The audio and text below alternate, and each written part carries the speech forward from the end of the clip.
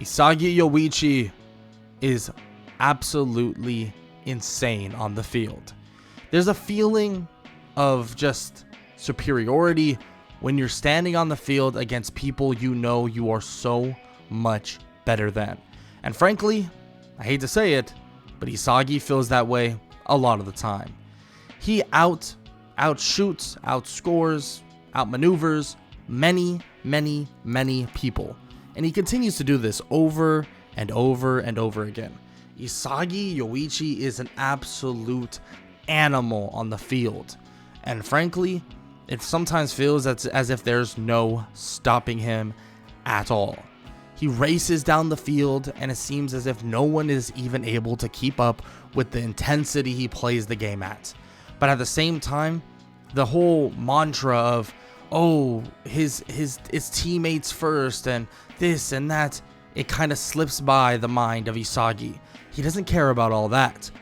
He not only wants to win, but he also wants to show everyone on the field how much greater he is than everyone else. Now, with that said, Isagi would be playing in his tournament match, racing down the field, down 1-0. Isagi darts by person after person. His movements seem to be so quick and precise, but at the same times it feels as if nobody knows exactly what direction he's even going and where he's taking the ball next. Isagi would dip and dodge and eventually get right outside the penalty area, and he would see to his right that there was someone waiting, that there was someone right there that he could pass to, a wide open goal. Isagi, though, would fake the pass, and immediately the defender would be off of him as he looks to score a goal. As he kicks the goal, or as he kicks to score the goal, the goalie would dive, and to him, it seemed as if he was directly on the ball, like he was straight up about to save it easily, and he would dive to his far left, but the ball would be to his far right. Yeah, it would be completely out of his range, completely out of his realm of being able to see it, and completely out of reach entirely. Isagi's eyes would kind of show this like red pigment, as if his eyes themselves would go red, and actually, it would be explained by a doctor that only in intense and really hyper situations, like when he plays football, is the reason why his eyes would tint to a red color. They don't really know much else. They don't know if it contributes to anything, but many believe that this red tint is this serious mode or this kind of crazy version of his way of playing football. No one truly knows what this is. They have very, very little understanding of an existence of this kind of abnormality. Maybe it's just some sort of disease. Maybe it's some sort of genetic misfire or misfunction. But nonetheless, does it really matter? He is a freak on the field, and he absolutely scores the goal, putting 1-1. As Kira would take the ball and begin pushing down the field to retaliate, out of nowhere Isagi would come barreling in, stealing the ball, and everybody standing there shocked. Kira basically gave him the ball. It was as if he easily just passed Isagi the ball, but Kira's confused. He swore his teammate was wide open, but it's as if Isagi showed him something else, showed him his teammate being wide open, but then he stole the ball with ease, taking it down the field, and again he would score the goal with the goalie diving the opposite direction immediately. Now, they win the game 2-1, and Kira watches as his chances to win nationals now crumble at his own feet. Kira stands there in complete shock. How did he do this? How did this happen? This is insane. Isagi stands there cheering with his teammates. His coach would celebrate as well. I mean, as a coach who derives off of, we want teamwork, but who can complain after you just win the biggest game of their high school career at the moment? It doesn't matter that their whole team was, teamwork. All that matters is that they got the win. They won 2-1, and frankly, everybody just celebrates, is excited.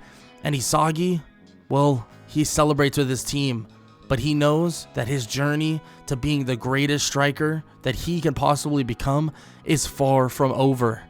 And after the celebration, he would basically bike home, and he would watch as the little kids play soccer, or play football, on the left side of him on a big field. And he would bike by and eventually arrive at home. When he would arrive at home, he would actually be handed a letter.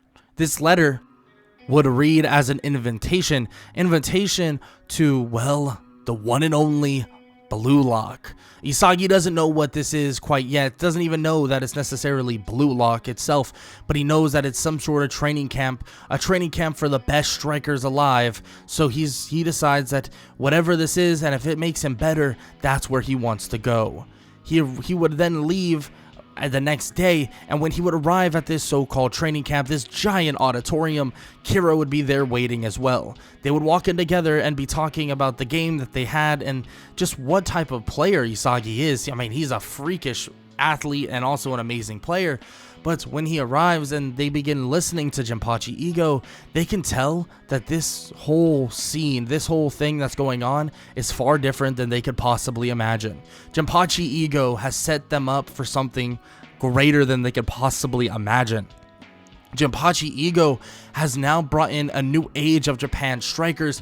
He wants them to become the greatest, but they're going to have to work their way to it. And he explains that there are many versions of a striker that many people need to become, but the greatest strikers of them all have something known as an ego, and they are egoists. And every last one of them, if they want to be the best striker in the world, they need to be egoists as well. Of course, Kira would disagree with this, wanting to prove him wrong. That's the only reason why he would join Blue Lock, but even the stakes of Blue Lock are insanely high. The stakes of Blue Lock are, well, as you can tell, if you lose, you're out forever. No Japan national team, no chance at Japan's national team, and you're just a loser for life. Now, he tells everybody, Jinpachi Ego tells them all, if they don't care about being the best, they don't care about taking the next step to being the greatest striker in the world in Japan and lead Japan's national team to the World Cup, well then, lock off now. Isagi would stand there, and his eyes would begin flashing red as if it's a high-pressure moment and situation. Isagi would step up first, and he would walk forward toward the door. He would be ready to take on whatever's to come. Ego, or Jinpachi Ego, would stare at Isagi, and he would look at him and smirk. He would see in his eyes as they flash red back and forth, as they spin as if it's some whirlpool of emotions flooding through Isagi. Jinpachi Ego knows who this kid is. This kid, he sees the field and sees things and makes things happen before anybody could even possibly imagine, to the extent that it's as if he's some sort of reality-bending character, that he is the main character of this story. Jinpachi Ego would see this person as one of the unpolished gems that are just a little shinier than the others. Isagi would walk through, and all eyes would be on him. It was obvious that Isagi has this aura around him when he gets on his outfit, when he walks into his Team Z locker room, and he stands there with everyone else. You can tell that there's something, a giant chip on his shoulder. But with that said, Isagi would stare at everybody that's around him, and eventually they would get news about what the first event looks like. The first event would be simple enough, a game of tag. No, not like the tag that you have to touch a person on the arm, on the back, or whatever. No, this is far different. This game of tag involves you kicking the ball and hitting somebody with it. Whoever gets hit is it, and whoever got hit last is, well, out entirely and has to lock off. There's 12 of you, and they want to get them down to 11, so the ball drops from the sky or from the roof, and 2 minutes and 16 seconds are put on a clock. Now they begin. It's an all-out brawl. They begin kicking the ball back and forth. Some are trying extremely hard not to get hit. Some are trying extremely hard to hit other people. Others not really caring, laying on the ground sleeping. Isagi just stands there as the ball zips around and he easily dodges it. His eyes moving extremely fast, tracking the ball with ease.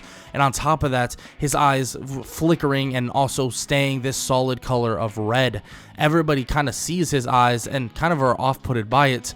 And eventually Isagi would get the ball toward him, and he could easily dodge. It's coming right toward him, but instead he gathers the ball and he begins to sit with it. He looks at the clock, seeing that there's a minute left, and he begins dribbling it around, telling everybody that this version of football will be so much different than the one they could possibly imagine. And frankly, he's seen so many things so far. He sees the way every single one of them look at the ball, but this is kind of boring. I mean, it's getting boring. Maybe they up the ante a little bit. Isagi would dash forward toward Kira, kicking the ball so hard toward Kira's face. Kira would dodge, but everybody would be confused. Kira dodged into the ball, hitting him directly in the stomach as he would just stagger back. Kira would dash toward Isagi, trying to get him back for it, but nope, Isagi would dodge, sliding under Kira and easily dodging where the ball is. Kira would look to his side, seeing Bachira on the ground, and he would look for an easy out and try to kick the ball toward Bachira, but Bachira would actually wake up and kick Kira right in the face. Bachira would yawn, saying that was kind of a lame way of going about it, as he would kick the ball back to Isagi. Isagi would tell Kira that he's not cut out for this, and he's known from the very beginning that he's not cut out for this. He kicks the ball toward Kira, nailing him in the ribcage as Kira would crumble to the ground, and Kira would look at Isagi, and the last thing he would see is his eyes spinning. The red of Isagi's eyes as it spins, as he sees things differently than anyone else, but as the numbers on the clock hit 0, his eyes would fade and disappear to his normal color, his normal black-eyed color. Everyone would stand there in complete and utter shock. Isagi looks to be a different type of player, but Bachira is excited, thinking that he found a monster that he gets to play with himself. And with all that done, all that said, Jinpachi Ego shows up on his TV screen, telling them all that this event is over and that Kira needs to lock off. Kira begins to freak out, saying that it can't be him. There's no way that he's the worst out of all of them. It's just not even true. It's not close. But Isagi obviously would step in and he would say that it's obviously true that it's him. I mean, if he was that good, he just wouldn't have gotten hit. It's that simple. And Kira would see Isagi's face, and it's as if this is a brand new player from what he knew. The competitive environment has now changed Isagi even greater than before. Yes, Isagi wanted his own goals before, had some arrogance and egoist mentality to it, but now it's even different. Now it's far, far different. Isagi is now completely locked in on one thing, and one thing only, being the greatest in Blue Lock. Kira would eventually leave after throwing a temper tantrum, and there would be 11 people left, and they would make up Team Z of Blue Lock. Now, everything would fall into place. 11 players, and Jinpachi Ego would explain to them exactly what they're capable of and what they're going to do. Now, what they're going to do is simple. They're going to take on 4 different teams. They're going to play in 4 different matches, and as long as they're placed in top 2, they don't have to worry about not going through to the next round. Now, if they don't place in the top 2 of all the teams, and they lose, and they're in the bottom 2, the person with the most goals on their team, or accumulative points, being that if you get points from assists and goals, that one person will then be pushed on through. Now, he tells them once again that they have a chance here. 11 players, team of strikers, that they will work together, have fun together, and they will challenge each other. But sometimes they will even betray each other. This is the name of the game in Blue Lock, and if you want to survive, you have to be ready to do whatever it takes to win. Jinpachi Ego would leave, and the name of Team Z versus Team X would show up, and it seems like the first team that they'll be taking on is Team X. That game would happen the very next day, and Isagi's team would have mild planning, but let's be honest, everybody there, if not most of them, are loose cannons. They all line up and get ready for whatever's to come, and Isagi gets ready to see what the field has to offer him. His eyes begin to flicker and then become the red color that everybody's been waiting for, and they want to see what he's capable of on a football field. The ball would drift forward, but then quickly everybody kind of clashes and stumbles, and eventually the ball would kind of go haywire. Everybody would scratch and claw toward the ball, trying to get it for themselves. They need a score because they need to make sure they have the most goals. And eventually a monster of a man by the name of Baro would come out of nowhere, taking the ball away from them. And Isagi, well, he was waiting for this, meeting the big man right in the middle as Baro tries to make a move on him. He tries to pop the ball over Isagi, but quickly Isagi would jump for it as if he was already sky high in the air as the ball was getting kicked, and he would nudge it back toward the ground. And of course, Baro would be confused, but again, he would tack the ball. But quickly, as he tries to swing his foot toward the ball, it's as if he swung through air. The ball is no longer there, and Isagi is already 5 yards down the field. Whoa, where's this guy even going? Where'd he come from? How did he get by him?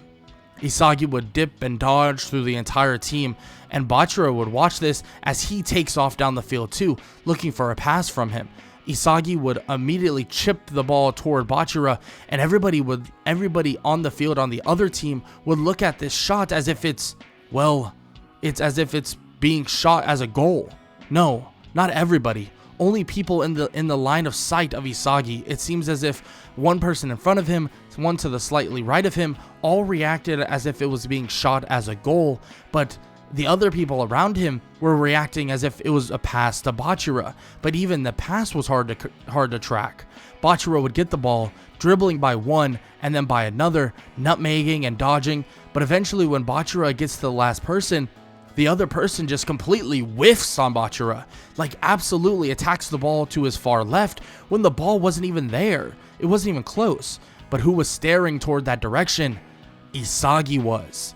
And immediately Bachira would score. And Bachira would look toward Isagi, and he could see his eyes spinning with the red color that he has currently. And he wonders, how is he able to do that? What is it?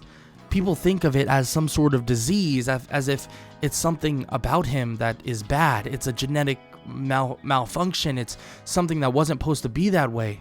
But it's as if it's a gift. It's as if this infection in his eye, this pigment change, this red glimmer, this different genetic mutation, maybe it's different. Maybe it's not just some regular mutation. Maybe it's not just appearance-based. Maybe there's something to it. Isagi would line up and get ready once again, Bachira unable to even question him at this moment. I mean, they have a game to play.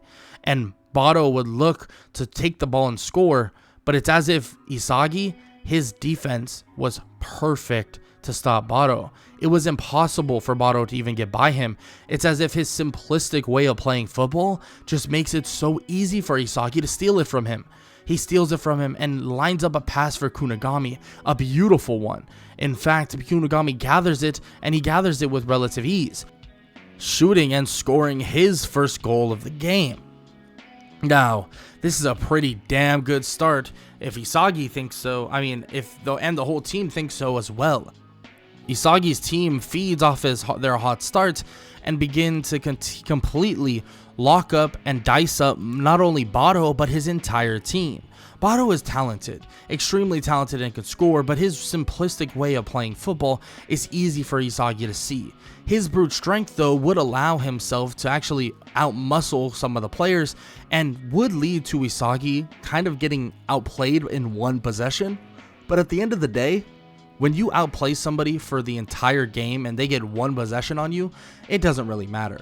Baro may score one goal, max two, but the game would end in the favor of Team Z, and Team Z by a large margin, winning by a score of about 6-1 or 2.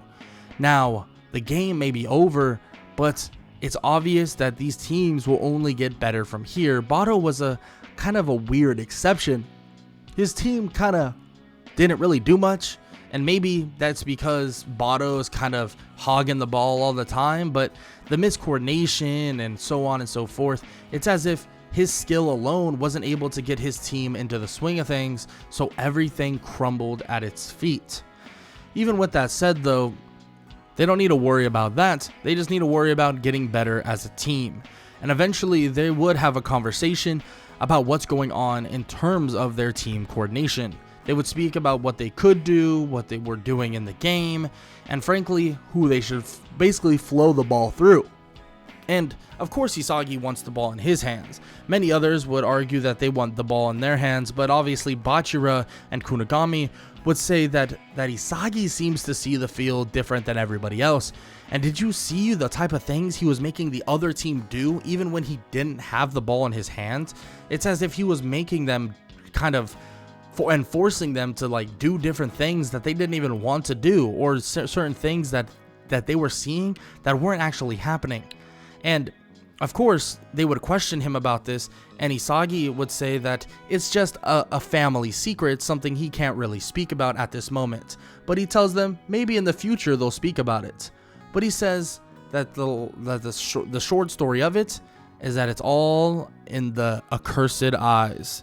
He points at his eyes with his pinky finger and immediately would walk away, and he would kind of joke about it as he says he's going to go get some food with all of the assists and goals he got.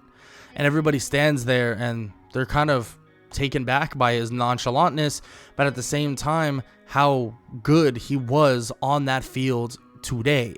Now, it was insane. You can't really argue with the guy, how insanely good he was. And frankly, the next game against Team Y would just show how much better he is than everybody on the field, at least so far.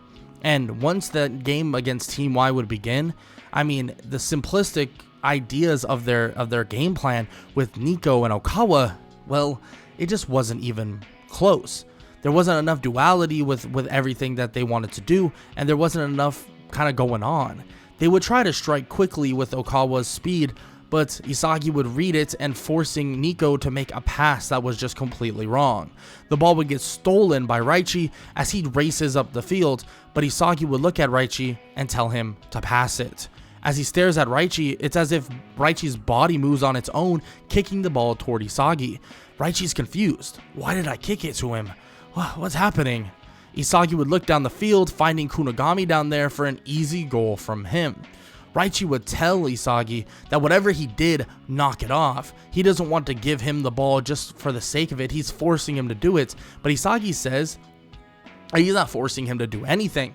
That's not how his eyes work. He would wink toward Raichi, telling him that he's like a good dog. I mean, you know, a dog that really can protect the area beyond the halfway point. Maybe stick to defense. This is no longer high school, Mr. Raichi. And immediately Raichi would get mad about this, yelling toward Isagi as he would walk over about to hit him on the head, but as he swings his fist to bonk him on the head, and frankly he wasn't going to hit him that hard, Isagi would easily move out of the way. What does this guy have? Eyes behind the back of his head? This is ridiculous. And he would tell Raichi to calm down, that if he wants a goal, he'll get him a goal. How about that? But it'll be toward the end of this game. Just be ready to pounce on it.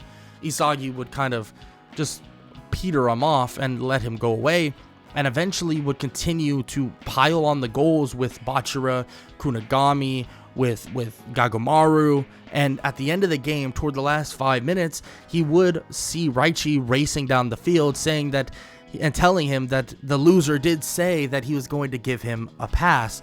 Isagi smiles as he kicks the ball, perfectly placing it for Raichi as he kicks it into the goal. Isagi would laugh and say that he did promise a goal, so he got him the goal. Is he happy now?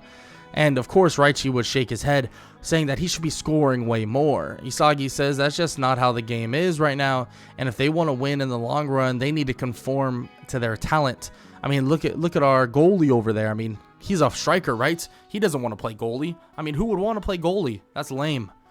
And Isagi would say that maybe if they win this next game, guaranteeing them the win, he'll go play goalie himself. How about that? And they'll see how good they do at the end of it. And everyone's standing there in complete shock. What the hell is this guy talking about? What do you mean he'll go play goalie? Isagi says that if they win 3 games here, and they're basically guaranteed their way into the next selection. So if they want to see how good they can play on their own, well, they can figure that out on their own as well. We can even move all the people that are defenders to the striking positions and see how they do. Isagi would say this, but he says that they need to defeat the next team first, and then they'll talk. The game with Team Y, though, is then wrapped up and finished. Isagi's team absolutely dominated, putting up a 8-1 score, and it's just not even funny how badly they got beaten. Nico completely got outclassed, and Isagi says that he can never basically outthink Isagi, but he tells him that he has some potential, some really good potential. But it's just unfortunate that he's going to fall short just right now. He would then wave toward Nico, and he would give everyone else kind of like a pat on the back, and they would all celebrate, eating great food, and Isagi would spend a bunch of his points to get them the best food possible and stuff like that. But like he said, if they win the next game, he'll go sit back and relax and play goalie for a game against their final match.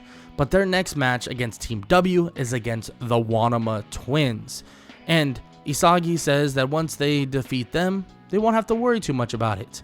There's a game plan that's schemed up. They talk about it for a little bit, but before Isagi could actually go anywhere, before he could kind of be told anything, he's actually going outside and he begins walking to a different room. As he walks by, it's as if he's ushered into that room, not by a person, but by a voice. As he walks in, he sees Jinpachi Ego. He looks toward Ego, and Ego begins to speak to Isagi, asking him more about his eyes. How do they work? What are they doing? And how is he kind of manipulating the field the way he does? It's nowhere near the way other people do it. It's as if he's making other people see things that many other people would never see in the first place.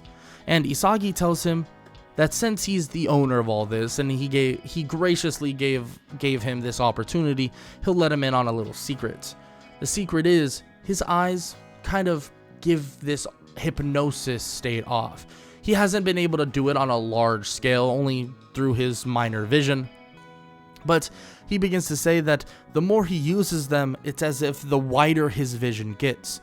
And once he's able to see the entire field at the same time, he could theoretically maneuver everybody to his will.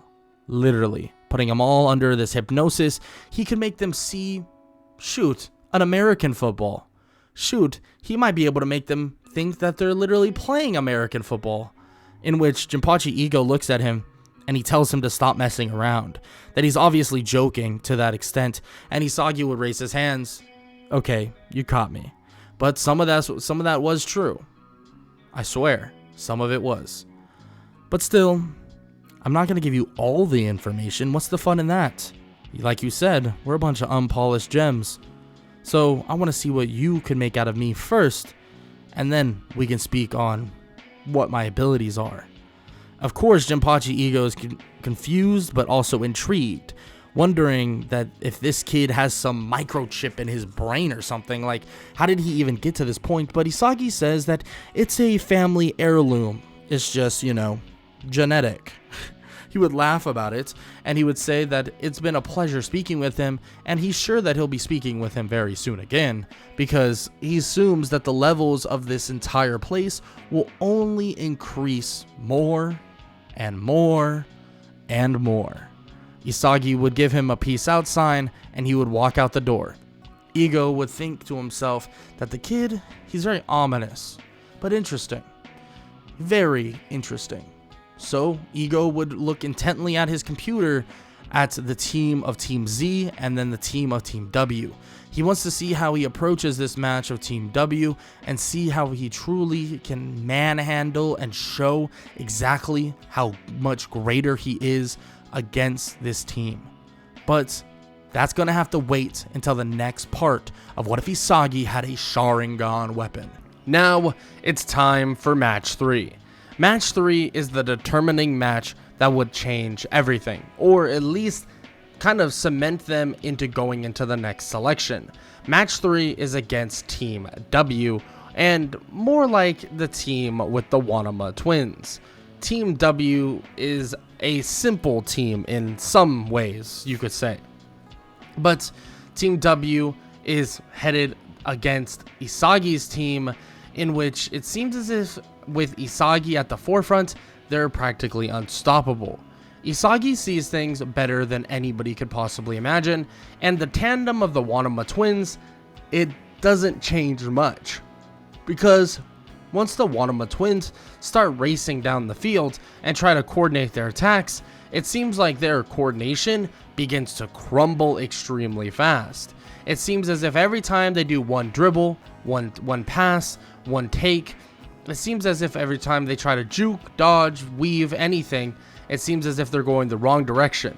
When they want to go left, they go right. When one of the Wanama twins wants the pass to be high, it's actually low. It seems like their coordination is all jumbled up, leading to Isagi playing perfect defense. He would easily steal the ball, taking it away from them and dipping down the field as fast as possible. He looks forward to see Kunigami. He would pass the ball beautifully to Kunigami as he would score a goal. And everybody on his side of the field, or Team Z, would see the true brilliance that Isagi brings to the field of football. He would obviously be able to take on the entirety of the field. It's as if it's all constrained. Everything he's doing, it seems as if nobody knows exactly what's going to happen.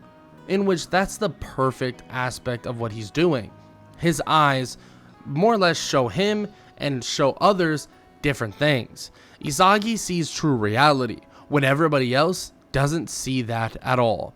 And frankly, there is no prepping for the eyes of Isagi. At first glance, it's almost impossible to prepare for it, because at the end of the day, even the Wanama twins can't really pinpoint what's happening in its totality. It seems like every time they go down the field, they're doing the opposite of what they normally do, which is the truth behind what Isagi is capable of. He's making them do the opposite of what they normally do. But even when they're able to kind of pick up on the idea that Isagi is doing some very outlandish and crazy things, it's not like they're able to kind of develop or kind of change their game to prevent him from doing such things. He's practically unstoppable. Frankly, all they can do is try to slow down the pace and make things kind of just easier for them to understand. This would lead them to get a goal against obviously some of the weaker defenders on Team Z. But in terms of Isagi, all he would be doing is setting up his team for amazing and spectacular goals over and over and over again. They would score goal after goal and they would go up a large margin, and this would lead to Isagi telling them that they can kind of switch up spots on the field now. This would give Raichi a chance to kind of show what he's capable of, what he's able to do, and frankly what he wants to be able to show everyone he's capable of, that he is some striker. But frankly, his defense throughout this time has been developing far better than his ability to strike across the field and his ability to score the football. And that's just the reality of it. Not everybody here can be necessarily a striker, because at the end of the day, some of them will be more dominant than others, and that is all that is being shown in this game. It would finally be over. The game between Team Z and Team W would come to an end with a scoreline of about 8-1. And it was just pure dominance. That's all it was throughout the entire game. That's all it was throughout the entire time. Now they have 3 wins under their belt, and Isagi feels pretty comfortable that there's no way they will get bounced out of Blue Lock. Let's just say he decides to go in with his kind of idea that he had already. He tells them all that he'll go and he'll play goalie for the next game. It obviously doesn't matter anymore, so they can show off their chance and how good they are as a striker, so they can figure out whatever scheme they want to do and whatever things they want to do as well. Kunigami and Bachira agree to this, saying that they'll take a backseat as well, being that Isagi did want them mainly in the forefront, especially when he was playing, because they were the easiest to actually maneuver and utilize. And even with the kind of the outbursts of Chiguri in game or in the game against Team W, just from the pure trash talk, Chiguri still would kind of take that forefront ahead of most people. So it would be more like Chiguri, Raichi, and some of the other people that don't really get that spotlight, which is completely fine with Isagi. Isagi thinks that this is a good idea, so they begin to kind of plan it out. I mean, they are taking on Team V. Team V is said to be the best, literally one of the or the best team in Blue Lock, at least in their bracket. So it is not going to be an easy game by any means. So during their practices, they begin scheming up different plans and different things that they should do. And it's obvious that, well, things aren't as smooth. Things are nowhere near as smooth, especially with Isagi not taking the lead, and during their practices it would show just that. But before the game against Team V, they would all head to the cafeteria and kind of hang out, eat some food. Obviously they did celebrate their win against Team W, and Isagi would actually get a chance to speak with some of the people in Team V, being that of Ryo, Nagi, and Zantetsu. But frankly, their conversation wasn't that good. It would just kind of irritate Isagi at the fact that Nagi doesn't really care much about football in general, and frankly he kind of just sits there, says it's boring, saying that he would rather not play at all, and so on and so forth, which kind of just irritates him. But Isagi still made his promise, so he's still going to, you know, play goalie and all that for this next match. But he is kind of annoyed that he made the promise, because he kind of wants to absolutely destroy this team. He's annoyed that they act the way they do. He's annoyed that this other purple-haired dude kind of condones it. He doesn't care about the way Nagi acts. Like, this is a beautiful game. Football is a beautiful game to him, and he loves football. This is obviously his dream sport. So the fact that this other dude just obviously doesn't care about it, and he's just here for basically the ride, it kind of irritates the heck out of him. But still, he just kind of has to ignore it for now. But once he steps on the field with Team V is a little confused at the fact that he's at the goalie position, and it seems like their entire game plan is completely different, and completely different at that. But they would quickly find some plays, have some setup plays for people like Gagamaru and people like Raichi, and they would get down the field, but they wouldn't be able to score. I mean, it's not like their defense is completely sound, but at the same time, Team V's defense not completely sound, but at the same time, their experience at striking, especially at this level of Blue Lock, seems to be a little bit on the rough side of things. Which, that's just the fact of the matter. They haven't been playing the striker position, but with Chiguri on the field, it does make it slightly easier. But the matchup with Zentetsu is a pretty difficult one for Chiguri himself. So quickly, it's obvious that Team Z is struggling to score without Isagi at the forefront. But that's okay, right? I mean, they can figure it out. I mean, they should be able to at least. And quickly they realize how talented, though, Nagi and Ryo really are, or more like Nagi. Ryo would pass the ball down the field to Nagi, and in mid-air he would be able to stop the ball with ease. Isagi, though, he is ready for this. He looks exactly toward Nagi, and as Nagi shoots the goal, Nagi whiffs, completely missing the goal entirely, and Nagi's confused at how he was able to do that, and Isagi taunts him, saying that it doesn't seem like this little prodigy is very good in the first place. Seems like he's kind of lacking a lot of things. Maybe he should do some more practicing before coming up on the big stage and talking all high and mighty about how the game is boring. Isagi continues to taunt him, and frankly, it's funny because the game would be 0-0 for a long time. It would be a lot of Isagi basically distracting Nagi and him missing goals, but also Isagi saving goals relatively easily. And this is all because of his vision, his eyesight.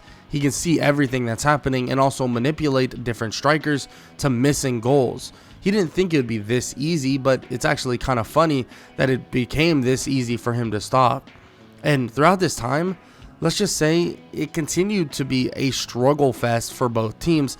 Even Ego is kind of watching this in complete confusion. I mean, at the end of the day, they were the two most high scoring teams in their group, so he didn't think it would be this bad. I mean, he didn't expect it to be this difficult for a team of a bunch of strikers to kind of score, but it seems as if Isagi makes a bigger deal to the team than he actually even expected himself.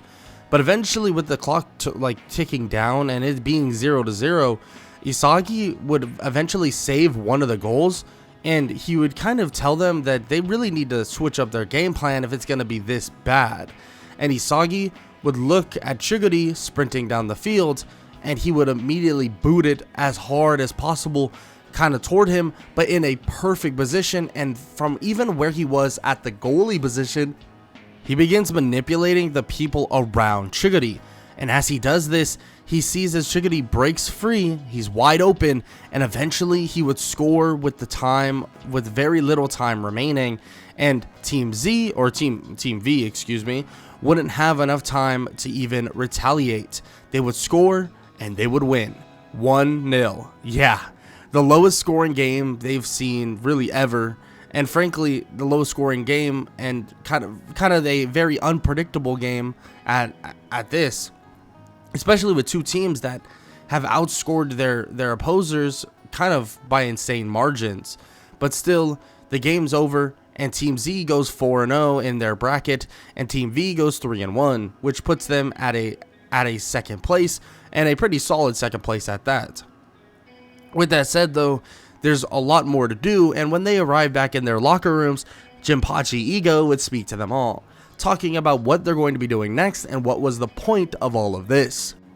He explains it in pretty simple terms, but he tells them all that there was something to learn about being strikers on a team being a striker in a team full of strikers.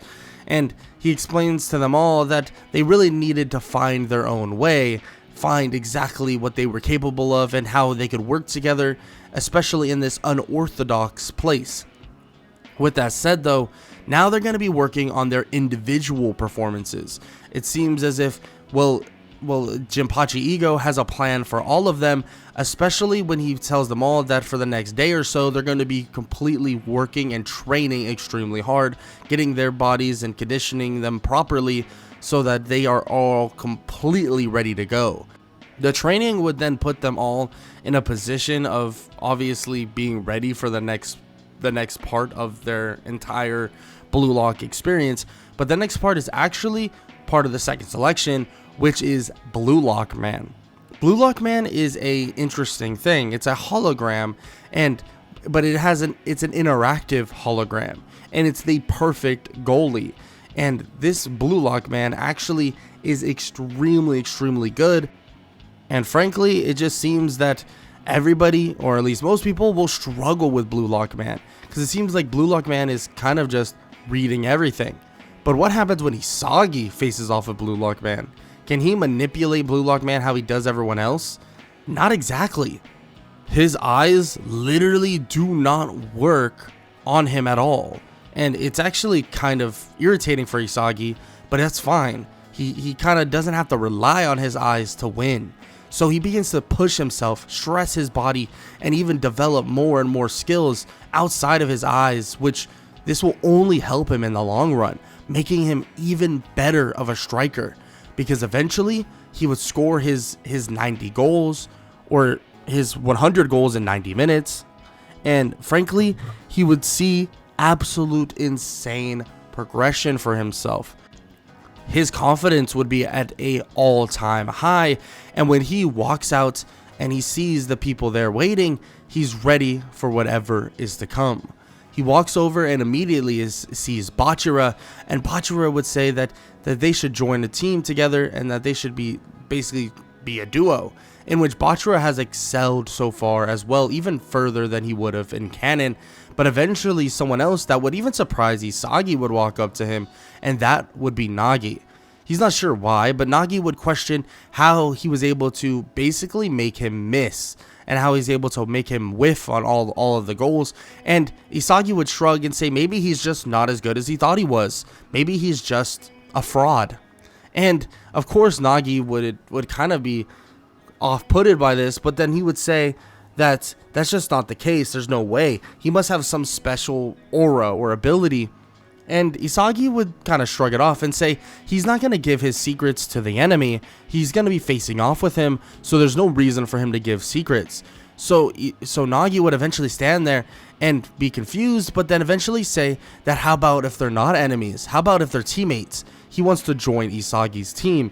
And Isagi would be confused by this and look at Ryo, and you can see that Ryo's literally in complete shock. And Isagi says that why would he just leave his teammates? But Nagi would say that he needs to know what the capabilities of Isagi is, and if it's insane, he might want to play with him. That if they play together, he might be able to excel just like how Bachira has and how other people have on his team. And he saw a glimpse of it from the one pass he sent to Chiguri, in which Isagi would kind of laugh at this, and he would shake his head, and he would look at Bachira saying that it's his call, that he doesn't really care as much as everyone else, that he'll take on whoever, and that he'll also be on a team with whoever. Bachira would kind of scratch his chin and then think that maybe this is a great idea. He says that as much as Isagi calls him a fraud, Nagi is actually extremely talented, so maybe they should give it a try. So Bachira would accept, and they would join as a team. Bachira, Isagi, and Nagi. And they would walk through the doors as Ryo stands there completely stunned. But as they walk through those doors, they would see the first people that came through. It is Tokumitsu, Rin, and Aru. And frankly, that team right there is the one that nobody would want to mess with. But Isagi is interested in seeing how good Nagi really is, so he tells him that maybe they should take on the best of the best. He sees the 1, the 2, and the 3 on their shoulder, and the reason why Isagi is not as high as he really should be is because of the one game he didn't really score on at all. But that's fine. He doesn't care, as he walks up and he challenges the team of Rin. Now, how will this go down? Will Isagi overwhelm them with his eyes, and will he be able to manipulate the field how he's been the entire time? Or will Rin and his knowledge and vision of football be able to take over himself? Well, you're gonna have to find out in part 3 of What If Isagi Had a Sharingan Weapon. Isagi is ready to take on Rin, but what can he do against a brand new opponent? Well, to him, he thinks he can do the exact same thing he's been doing. Because once he gets on that field and his eyes light up that shade of red, once he gets on the field and he stands there staring toward the other team with Bachira and Nagi on his side, all he knows is domination. Isagi would look over toward Rin, and their first goal, Isagi's first goal, would be an easy one. Cutting through the defense, and it seems like nobody in the world can guard him. Isagi makes Rin see things that confuse him entirely because his intuition and his instincts are telling him the opposite. That Isagi is going one way, but he could literally see him going the other. But this confuses him, breaks him, and destroys his mind, at least for the moment. Isagi would score his first goal, and let's just say, this would shock Rin to his core.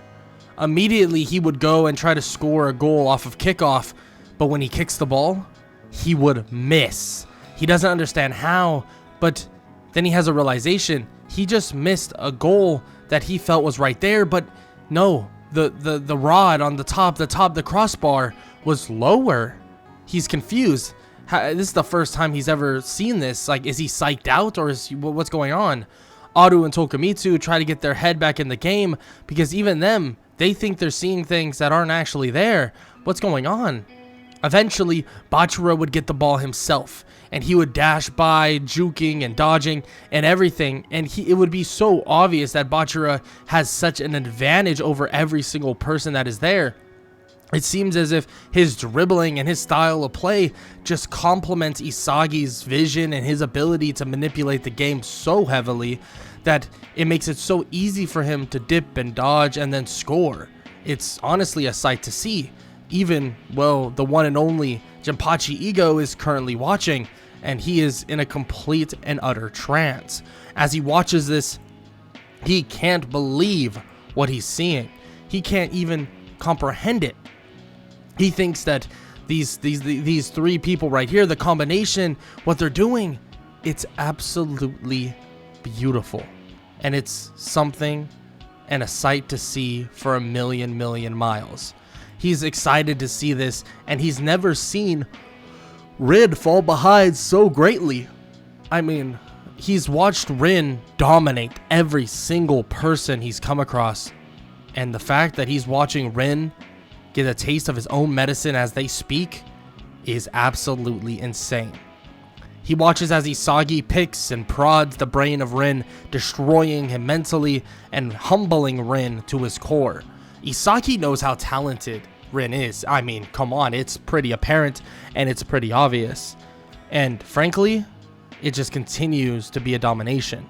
But at the last goal, when it's 4-0, Rin would realize something. Against Isagi, he needs to go against everything.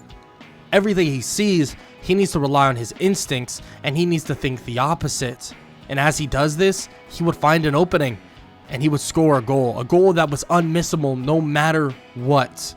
And he would realize what exactly Isagi's doing. But even with this realization, not only is it too late, but at the end of the day, how are you going to keep pace with someone that is controlling the field with just his eyes? Isagi would score the final goal, and he would take down Rin's team. But as a compliment to Rin, I mean, Isagi wants him to join his team. I mean, what he just did, what he just saw, it was absolutely insane. He's never seen someone be able to score the way Rin just scored, as if he knew that Isagi's eyes were manipulating something within his brain. So he overthought it. He began trusting his instincts and then thinking the opposite way, and eventually scored. But what if Isagi starts playing with the field a little bit more? What if he starts making him see things that aren't there, but then at the last second make him see things that are there? Maybe continue to mess with his head over and over again. And obviously this won't matter at the moment, because as he joins the team of Rin, Isagi, Bachira, and Nagi, it's apparent that whoever they face next, it's not even going to be fair. The team, or after a while of just working out, training, and waiting, eventually the team of Aru, Tokumitsu, Baro, and Chiguri would show their face. And Nagi would be kind of disappointed not to see Reo, but he wouldn't think too much about it. He wants to evolve, and this is exactly how they're going to do it. And this match would be a perfect match for Isagi to evolve Nagi to the largest extent possible. He continues to feed Nagi throughout this match as he sees the field, and frankly, Nagi begins to utilize the open space that is given to him in such a miraculous ways. It's as if the combo of Isagi and Nagi is perfect. Isagi clears the way, and Nagi goes and gets the ball. He would score the ball wherever and whenever he ever wanted, and Nagi would rack up goal after goal after goal after goal. And eventually, Rin would get tired of this and look for his own goal and find one himself as well. Really easily too. Rin is still a massively insane player, but Isagi apologizes to Rin in a very nice way, saying that he wanted to get Nagi more involved. I mean, maybe next time he'll get him involved. He's sure that they have one more selection to go. In which Rin would kind of scoff, saying that he doesn't need his help to get open, doesn't need his help to score goals, he'll score them on his own. And Isagi would shake his head, saying that it would be a lot better if they worked together. I mean, come on, like, it's obvious if they worked together, they'd be unstoppable, right? And Rin would just sigh and walk away, telling him that he's annoying. And Isagi would apologize to everyone there and say that they're going to be taking Chiguri and they'll be on their way right now. Chiguri would join them as they would leave, and they would await their next challenge. Their next challenge would be a 5v5, but it'd be far different than anyone could really think. This 5v5 would be against the World 5. Now this is amazing. Rin would immediately start trash talking, saying that he's going to make this trip into a nightmare. This sightseeing trip is no longer going to be a vacation. He's going to make it traumatic, and that he's going to do this or that. And in the beginning, it kind of seemed like Rin would be able to do it. Isagi let him kind of go off and do his own thing, and he would immediately score a goal. But quickly after that goal is immediately returned, and it's obvious that the World 5 is on another level. So Isagi tells Rin he thinks that it's time for him to hold the forefront, but Rin would get mad about this, saying that that's not going to happen, that he's not going to let Isagi do that. But as Rin's stubbornness gets the best of him, the other team, or the World 5, would score goal after goal, putting them up 3-1. Eventually, Isagi would take the ball himself, and he would begin utilizing his vision and his ability to manipulate everybody via his vision immediately. And as he does this, even the World 5 is shocked. It's as if they can't keep up with this guy, not even close. And a tap pass to Nagi and a beautiful goal would immediately put them only down 3-2. Isagi would step up and try to guard one of them and try to even utilize his vision to maybe put them off kiltered, and when they pass the ball, maybe put someone in an odd position. But as he does this, as he tries to do this, it seems as if the quickness, the ability, and also just the instincts of the World 5 are just too much and begin overwhelming them. And yes, they're really good on offense with Isagi in the forefront, but with the lead that the World 5 has, there is no keeping up with them. The World 5, now working as a team, would bring them to a 5-3 scoreline, which is impressive for the Blue Law kids, and is impressive for these younger aspiring players. But even the World 5 says they have a lot to go, especially as a team. And Isagi would get his credit though. The World 5 would tell him that he is one hell of an impressive player, and they're curious what his eyes are all about. And they've heard about it, but experiencing it is a totally different thing. It's as if it's a brand new thing. They thought they had a wrap on it, but they got here, tried to play against him, and it was interesting. It felt as if they were seeing things in a complete and utter fog. And Isagi smirks and says that he'll get better and he'll be on the level of them before you even know it. And they would all leave and celebrate their, not win, but celebrate their passing of the second selection.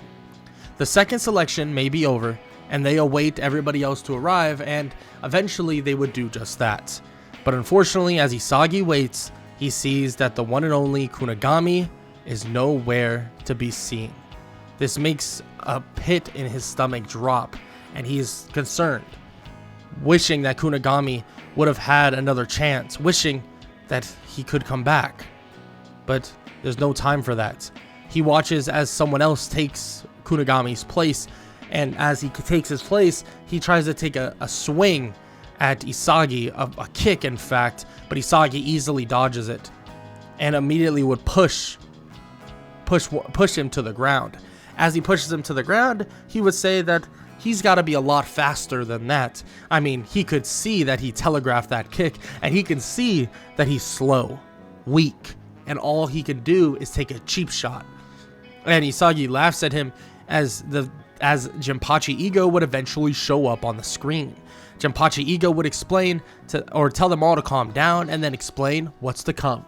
What's to come is Japan's U20 team against Blue Lock, and it's all on the line.